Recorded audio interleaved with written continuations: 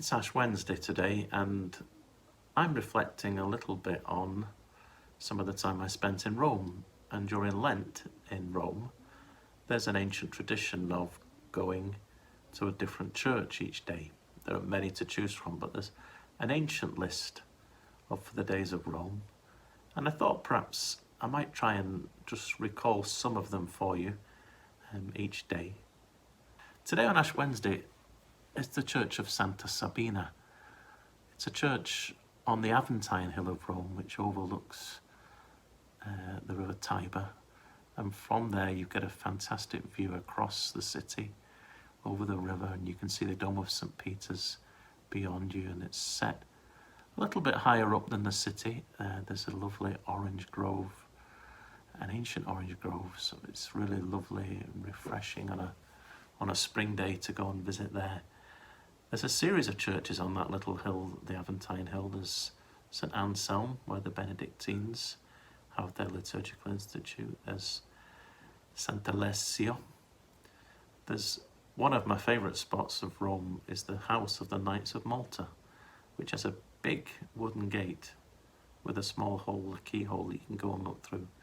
And you look through the keyhole, it's like looking into a telescope or a hedgerow, and it focuses at the end of the hedgerow on the Dome of St. Peter's about a mile away across the city. It's an incredible view. But the Church of Santa Sabina, run by the Dominicans, it's a historic church. It was originally a house church in ancient Rome, and I think parts of it date back to the 6th century. It's famous for a big wooden door, a carved door, and it's the first image we know of used in Christian art of the image of the cross of Jesus as a religious symbol.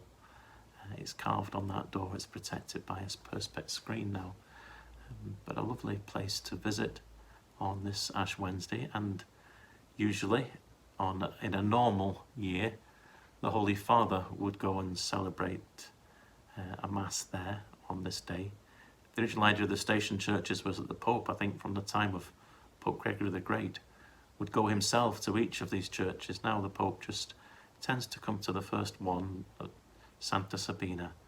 And there's also a tradition of the English-speaking community going to each church for a mass.